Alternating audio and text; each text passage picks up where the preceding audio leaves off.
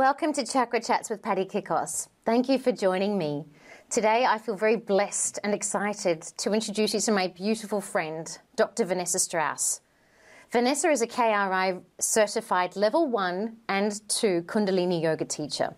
She's traveled the world studying the teachings of Yogi Bhajan, specializing in conscious pregnancy and women's specialty training, along with breathing techniques, yoga postures, meditation, and relaxation.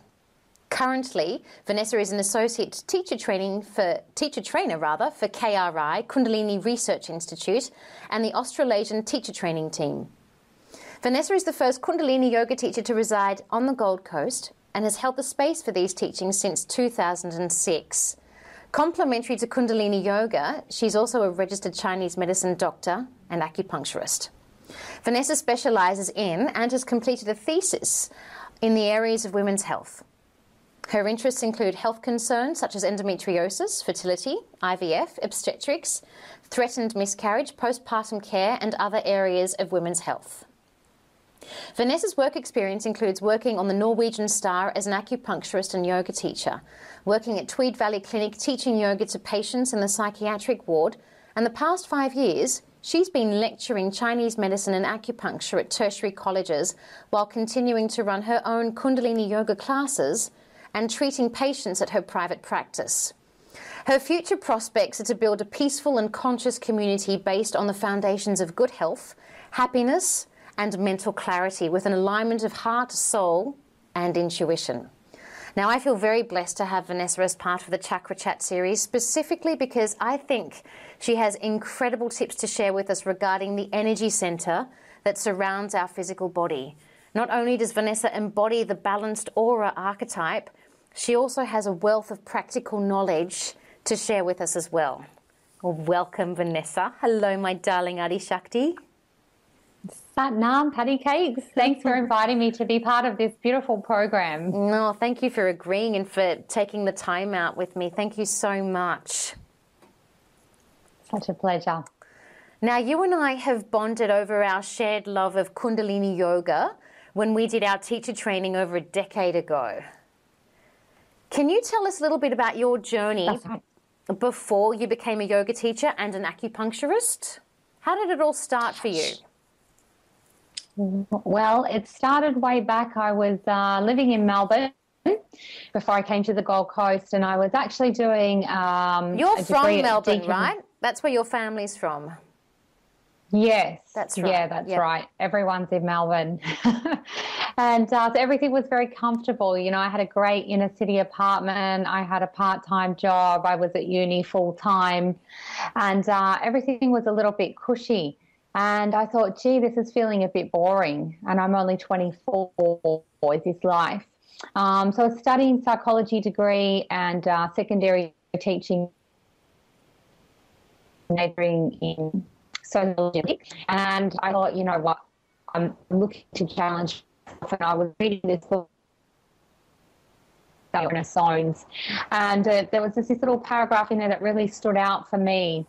And it said, if you woke up one morning in a foreign country where you couldn't speak the language, in a meadow, you didn't know where you were naked, could you survive and find your way? And this question definitely stirred something for me. And I'd always had a heartfelt connection to the Gold Coast, even though I hadn't stepped foot on the soil here. So you've never been, you just followed your intuition, is that right? Yeah, that's right. I remember since I was about 19, I was feeling this calling to move to the Gold Coast, and I had no idea why. I'd never been here. I knew no one here. Oh, wow. And so at 24, when I read that question, I was like, oh, I'm going to go there for 3 days and see what happens.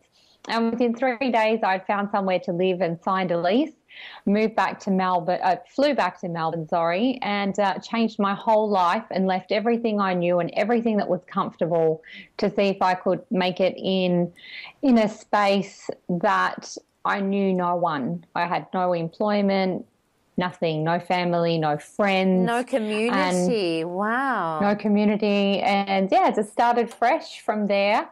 So and, did you leave your degree? How far into it were you? Yeah, I was a few years into the degree, And I found that psychology wasn't quite giving me what I wanted, what I was looking for. And I later found that in kundalini yoga.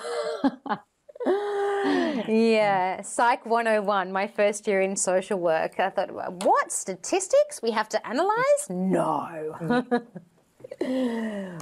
Pretty disheartening. That's right, that's right. And what I find extraordinary about your story as well is that you were maybe even halfway through your degree and you just thought, no, this isn't right for me, I'm going to leave it. And what I love about your story is that you're now a doctor. You're now Dr. Vanessa Strauss. But you had also done the same thing in reference to following your intuition, because is it true, did you finish high school? Well, I actually left high school at the end of year 10 for a few years. And then when I was 21, I decided that I wanted to go to uni and learn more about psychology. Mm-hmm. And so I actually went back and did year 12 at high school when I was 21. Oh. And so I finished with Dux of the school, and then I was accepted into Deakin University in Burwood, Victoria. Yeah. I really wanted you to share that part of your story because I think that it's so important for so many reasons. One, what is meant for you will never go by you. And two, you did it in your own time, your own way. And I find that really inspiring. It just wasn't right for you to finish it when, you know, you were supposed to, when society said, you know, after year 10 comes year 11, then comes year 12. And I don't necessarily think it's a system that's right for everyone. And I love the medicine that you share in that because you followed your intuition and it's led you to a wonderful path. You're now a doctor in Chinese medicine, which I love. Yeah, I've been very blessed, Patty. I've always had the gift of being able to follow my heart over my head, and my family has always supported to live a life of what's in your heart rather than social conformity or expectation. So I guess that's where that has flourished and been a true blessing, which I don't think many people have that, unfortunately. I think they are heavily weighed under by expectation of parents and society, siblings, etc. Pressure, competitiveness, comparisitis, especially in this first world, in this modern world that we live in, when we share all our highlights on Facebook, it's not necessarily real if we compare ourselves to someone's 10-year journey when we're beginning our path as well. So I do love that you share that.